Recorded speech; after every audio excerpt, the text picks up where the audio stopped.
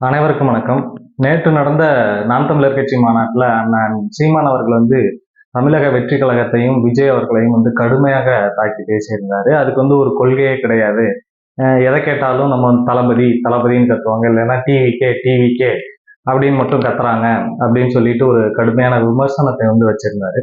இப்போ அதன் தொடர்ச்சியாக தமிழக வெற்றி கழக தொண்டர்கள் என்ன பண்ணியிருக்காங்க அப்படின்னா, விஜயகாந்த் அவர்களுக்கு என்ன மாதிரியான ஒரு அவதூறை திமுக கையில் எடுத்ததோ அதே போன்ற ஒரு அவதூறை சீமானுக்கு எதிராக விஜய் ரசிகர்கள் கையில் எடுத்திருக்காங்க. அதாவது சீமான் அவர்கள் மேடையில குடிச்சிட்டு பேசுறாரு, அவர் பின்னாடி வாய்ஸ் ஓடிட்டு இருக்கு, இவர் டப்பிங் மட்டும்தான் பண்றாரு, சீமான் முழு போதையில மேடையில ஏறி பேசிட்டு இருக்காரு அப்படின்னு தொடர்ச்சியாக திமுக எப்படி விஜயகாந்த் அவர்களை ஒரு பொய்யான அவதூறை தொடர்ச்சியா பரப்புனாங்களோ அதே மாதிரி விஜய் ரசிகர்களும் சீமானுக்கு எதிரான ஒரு பொய்யான பிரச்சாரத்தை கையில் எடுத்துருக்காங்க. இதுல திமுகவினரும் ஒன்னா சேர்ந்திருக்காங்க. திமுகவும் தமிழக வெற்றி கழக தொண்டர்களும் சேர்ந்து சீமானுக்கு எதிராக இந்த மாதிரியான ஒரு அவதூறை கையில் எடுத்திருக்காங்க. இந்த தமிழக வெற்றி கழக தொண்டர்களை பார்த்து நம்ம என்ன கேள்வி கேட்கிறோம் அப்படின்னா, உங்களுக்கு என்ன அரசியல் கொள்கை அப்படின்னு இருக்கு? நீங்க கட்சி ஆரம்பிச்சு இது வரைக்கும் 2 ஆண்டுகள் ஆயிடுச்சு. இதுவரைக்கும் நீங்க மக்களுக்காக முன்னெடுத்த போராட்டங்கள் என்னென்ன? மக்கள் பிரச்சனைகளுக்காக நீங்க எதுக்கு களத்துல இருந்திருக்கீங்க? எத்தனை நாள் விஜய் அவர்கள் இந்த அரசியலுக்காக கட்சி ஆரம்பிச்சதுக்கு அப்புறம் வெளியில வந்தார், மாநாட்டுக்கு வந்தாரு, அதுக்கப்புறம் ஒரு ஒரு முறை அந்த பரந்தூர் விமான நிலையத்துக்கு அதுக்காக பார்க்க போனாரு. அவ்வளவுதான். ஒரு 2-3 நிகழ்வை தாண்டி வேற எந்த ஒரு இதுக்குமே இது வரைக்கும் விஜய் அவர்கள் வெளியில வரல. இந்த ஆடியோ லான்ச்ல பேசின அளவுக்கு கூட இவர் கட்சி ஆரம்பிச்சு இந்த 2 ஆண்டுகள்ல அரசியல் பத்தி எதுவுமே பேசல.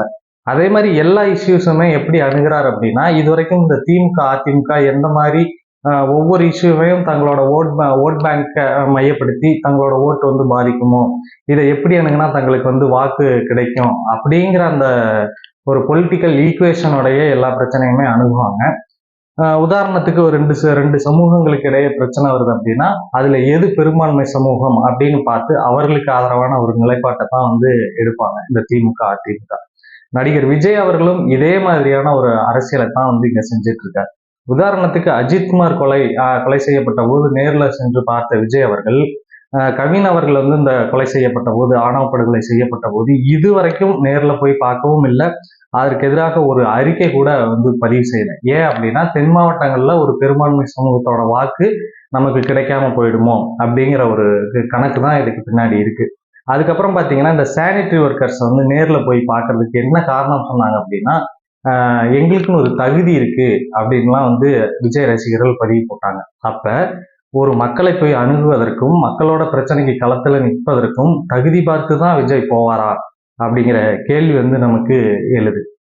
அடுத்தது என்ன காரணம் சொன்னாங்க அப்படின்னா, விஜய் அவர்கள் வந்தாருன்னா டிராபிக் ஆகும், பெரிய பிரச்சனை ஆகும், நிறைய பேர் கூடுவாங்க, ஒரு போராட்டம் நடந்துச்சு அப்படின்னா அதற்கு எதிர்க்காக இந்த மாதிரி அரசியல் கட்சி தலைவர்கள் பிரபலங்கள் இவங்கெல்லாம் போறாங்க, ஆதரவு கொடுக்குறாங்க அப்படின்னா அது பெரிய அளவுல பேசுபொருள் ஆகணும், மக்களுக்கு அது ஒரு விழிப்புணர்வை ஏற்படுத்தணும், அப்பதான் அந்த பிரச்சனைக்கு ஒரு தீர்வு கிடைக்கும் அப்படிங்கிறதுக்காக தான் மற்ற கட்சி தலைவர்கள் பிரபலங்கள் இவங்கெல்லாம் குரல் கொடுக்குறாங்க.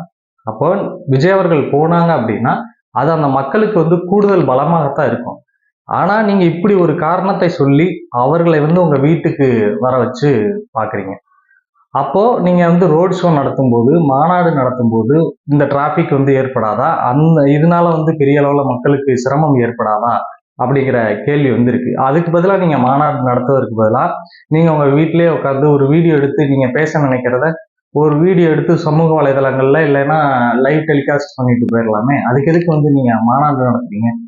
அடுத்தது பாத்தீங்கன்னா, சீமான் திரள் நிதி வாங்குறாரு. ஒரு மக்களுக்காக இயங்கக்கூடிய ஒரு அமைப்பு, மக்களுக்காக நடத்தக்கூடிய ஒரு கட்சி, மக்களிடமிருந்து நிதி பெற்றுத்தான் மக்களுக்காக அது இயங்க முடியும். திரள் நிதி வாங்கி கட்சி நடத்துறது தப்பில்லை. ஆனா திருட்டுத்தனமா லாட்டரி டிக்கெட் வித்தோம், திருட்டுத்தனமா 200 ரூபாய் டிக்கெட்டை 2000 ரூபாய்க்கு வித்தோம், அது மூலம் வர்ற பணத்தை வச்சு கட்சி நடத்துறான் பாரு, அதுதான் அயோக்கியத்தனம்.